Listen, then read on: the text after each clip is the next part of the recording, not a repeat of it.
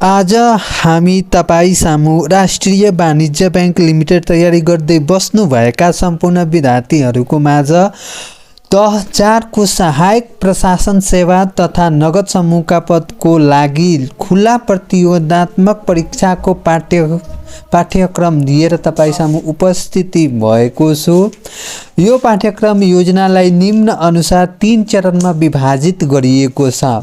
प्रथम चरण, द्वितीय चरण, तृतीय चरण। यानी कि प्रथम चरणमा तपाईहरुको पूर्व योग्यता परीक्षा हुनेछ, जसको पूर्णांक तपाईको 100 मार्क्सको हुने गर्दछ।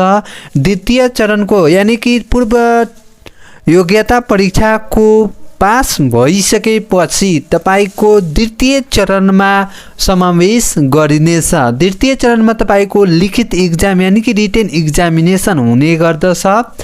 पूर्णांक तपाईको 200 को हुने गर्दछ। द्वितीय चरणको परीक्षामा पास भइसकेपछि तपाईको तृतीय चरणमा यानी कि अन्तर्वार्तामा समावेश गर्नु हुने सकिनेछ, जसको पूर्णांक तपाईको 30 मार्कको हुने गर्दछ। अब प्रथम चरणको कुरा गरौँ। प्रथम चरण यानी कि पूर्व योग्यता परीक्षा प्री टेस्ट एक्जामिनेसन स्किम के रहेको छ भन्दाखेरि पहिलो चरणमा बैंकिङ व्यवस्थापन गणित र विज्ञान यो सामान्य ज्ञान सम्बन्धी सोध्नेछ, जसको पूर्णांक 100 हुनेछ। तपाईले जसरी भए पनि 40 मार्क लाउँदाखेरि तपाई उत्तीर्ण हुनेछ, यानी कि प्रथम प्री टेस्ट एक्जामिनेसन पास गर्न सक्नु हुनेछ, जसको समय तपाईको 45 मिनेटको हुने गर्दछ। परीक्षाको कस्तो किसिमको हुने गर्दछ तपाईहरुको वस्तुगत बहुवैकल्पिक प्रश्नहरु सोध्ने गर्दछ। मल्टिपल चोइस क्वेशनहरु तपाईले सोध्ने गर्दछ। तपाईले यसमा तपाईले टिक लगाउने खालको यसरी सिम्पल भाषामा बुझ्नु न, तपाईको त्यो अब्जेक्टिभ क्वेशन सोध्ने गर्दछ। प्रत्येक प्रश्नहरुको संख्या भन्दाखेरि 50 मार्कको आउने गर्दछ र प्रत्येक प्रश्नहरुको अंक 2 मार्क्स हुनेछ। कैफियतमा भन्दाखेरि सबै प्रश्नहरुको एन्सर अनिवार्य हुनेछ। त्यसपछि हाम्रो आउँछ पूर्व योग्यता परीक्षा उत्तीर्ण हुने सम्पूर्ण उम्मेदवारहरू मात्र द्वितीय चरणको परीक्षामा सहभागी हुन पाउनेछन्। तपाईहरुलाई पहिला नै म भनिदिए थिए, जुन यहाँ अलरेडी लेखिदिएछ। पूर्व योग्यता परीक्षाको अंक जोडिने छैन, यानी कि तपाईको प्री टेस्टको एक्जामिनेसनको जति मार्क्स आएको हुन्छ त्यो द्वितीय चरणको एक्जामको मार्क्स जोडिने छैन। अब द्वितीय चरण भन्दाखेरि रिटेन हुने गर्दछ, जसको पूर्णांक 200 को हुने गर्दछ। अब द्वितीय चरणमा तपाईको प्रथम पत्र र द्वितीय पत्र हुने गर्दछ। प्रथम पत्रको बारेमा चर्चा गरौँ। प्रथम पत्रमा के सोध्ने गर्दछ भन्दाखेरि बैंकिङ, लेखा तथा सूचना प्रविधि सम्बन्धी लिखित रूपमा सोध्ने गर्दछ, जसको पूर्णांक 100 मार्क्सको हुने गर्दछ। समय चाहिँ तपाईको 3 घण्टा हुने गर्दछ। परीक्षाको किसिम भन्दाखेरि विषयगत हो। अब उत्तर दिनुपर्ने प्रश्न संख्या र अंक देहाय बमोजिम दिएका छन्। प्रत्येक समूहबाट 2-2 अंक गरी जम्मा 10 प्रश्नहरू सोध्नेछन् र सबै प्रश्नको उत्तर अनिवार्य छ। सबै प्रश्नहरूको अंक समान हुनेछ। जुन जतिवटा 10 वटा क्वेशन हुने गर्दछ त्यो सबैको समान अंक यानी कि मार्क्सको हुने गर्दछ। अब हाम्रो आउँछ द्वितीय चरण द्वितीय चरण यानी कि दोस्रो पत्र भन्दाखेरि व्यवस्थापन गणित तथा सेवा सम्बन्धी क्वेशन सोध्नेछ, जसको पूर्णांक तपाईको 100 मार्क्सको हुने गर्दछ। समय चाहिँ 3 घण्टाको हुन्छ।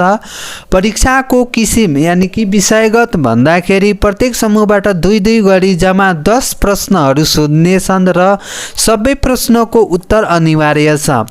सबै प्रश्नको अंक भन्दाखेरि समान हुनेछ। अब त सहायक पदको प्रथम चरणको पूर्व योग्यता परीक्षाको पाठ्यक्रमको विस्तृत विवरण हेर्दाखेरि यसमा देहाय 5 वटा क्षेत्रबाट जम्मा 50 वटा वस्तुगत प्रश्नहरू सोध्नेछन्। सबै प्रश्नहरू अनिवार्य हुनेछन्। वस्तुगत बहुवैकल्पिक मल्टिपल चोइस प्रश्नहरूको गलत उत्तर दिएमा प्रत्येक गलत उत्तर बापत 20% अङ्क कटा गर्नेछ। साथीहरू राम्रोसँग बुझ्नु होला।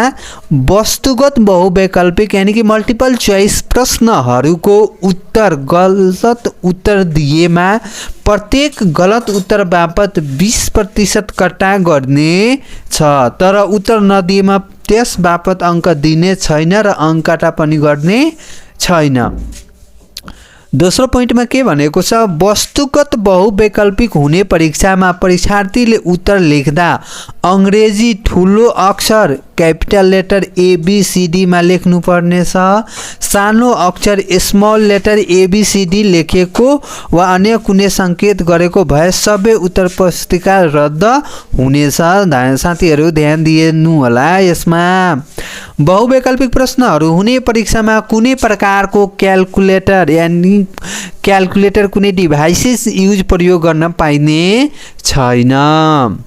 अब प्रथम चरणमा भन्दाखेरि ब्याङ्किङ व्यवस्थापन गणित र सामान्य ज्ञान सम्बन्धी सोध्नेछ, जुन पूर्णाङ्क तपाईँको 100 हुनेछ।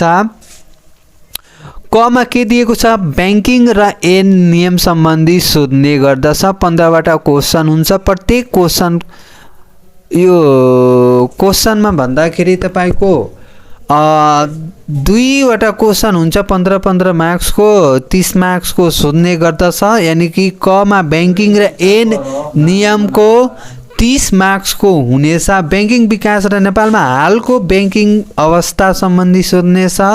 त्यसपछि ग्राहक संरक्षण क्लाइन्ट प्रोटेक्सन प्रिन्सिपल सम्बन्धी सोध्नेछ। ग्राहक पहिचान नाउ योर कस्टमर KYC सम्बन्धी सोध्नेछ। त्यस्तै गरी निक्षेपका प्रकार तथा परिचालन सम्बन्धी सोध्नेछ। कर्जा वर्गीकरण लोन क्लासिफिकेसन र कर्जा नोक्सानी व्यवस्था लोन लसेस प्रोभिजन सम्बन्धी सोध्नेछ। त्यसपछि रेमिटान्स सम्बन्धी र भुक्तानीका साधनहरू सम्बन्धी सोध्नेछ। त्यसपछि हाम्रो के आउँछ,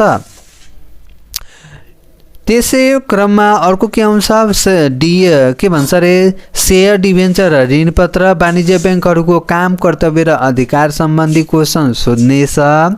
केन्द्रीय ब्याङ्क सम्बन्धी सामान्य जानकारी सोध्नेछ। नोट कोष भारू कोष र कोष व्यवस्थापन सम्बन्धी सोध्नेछ। सुन चाँदी सम्बन्धी सामान्य जानकारी सोध्नेछ।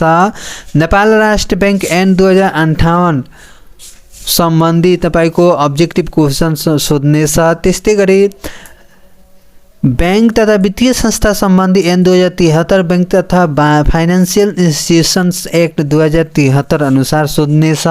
ब्याङ्किङको सुर तथा सजाय ऐन 2064 banking offence and punishment act 2064 बाट पनि क्वेसन सोध्नेछ।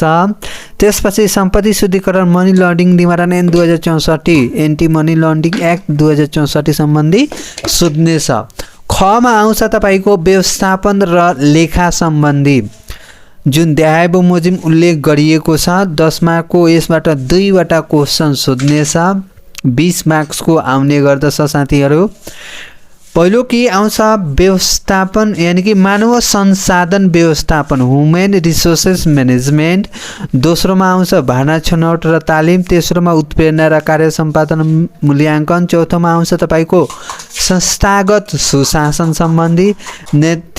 अर्को के आउँछ, नेतृत्व र निर्णय क्षमता व्यवस्थापनका सिद्धान्त तथा कार्यहरू। व्यवस्थापनमा सूचना तथा सञ्चार प्रणाली, दोहोरो लेखा प्रणाली सम्बन्धी। नगद खाता र सानो नगदीको सम्बन्धी। सन्तुलन परीक्षण ट्रायल ब्यालेन्स सम्बन्धी। नाफा नोक्सान हिसाब प्रोफिट एन्ड लस सम्बन्धी।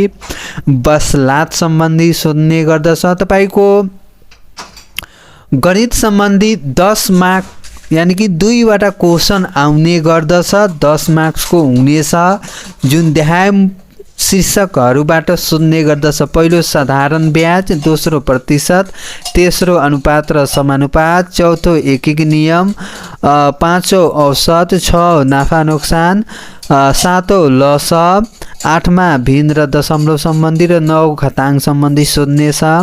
त्यसपछि हाम्रो आउँछ सामान्य ज्ञान सम्बन्धी भन्दाखेरि विश्वको भूगोलको सामान्य जानकारी, नेपालको भूगोल, इतिहास, संस्कृति, कला, प्राकृतिक स्रोत एवं जनजीवनको सामान्य जानकारी सम्बन्धी सोध्नेछ। विश्वका प्रमुख ऐतिहासिक घटनाहरू सम्बन्धी सोध्नेछ। नेपालका प्रमुख ऐतिहासिक घटनाहरूबाट पनि सोध्ने गर्छ।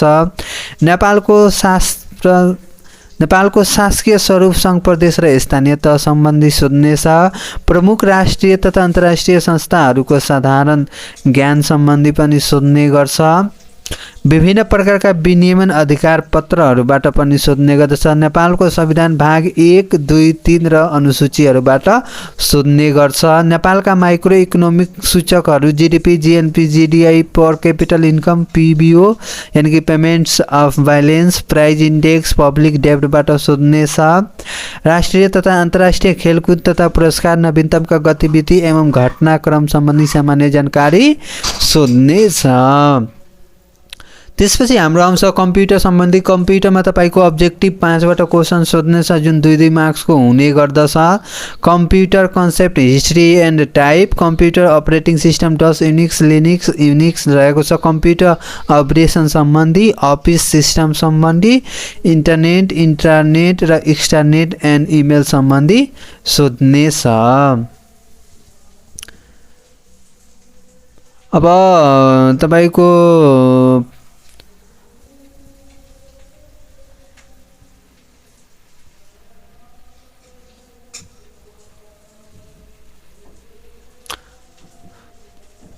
साथीहरू, राष्ट्रिय वाणिज्य ब्याङ्कका तयारी गर्दै बस्नुभएका सम्पूर्ण विद्यार्थीहरूको एउटा जानकारी म गराउन गइरहेको छु।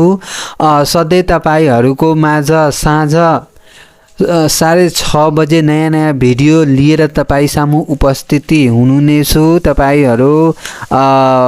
तपाईँहरूको प्र्याक्टिसको निमित्त म भिडियो लिएर आउनेछु। साथै तपाईँहरूलाई राष्ट्रिय वाणिज्य ब्याङ्कमा दोहोरिएर सोध्न सक्ने प्रश्नहरू लिएर प्रश्न सङ्गालो लिएर आउनेछु।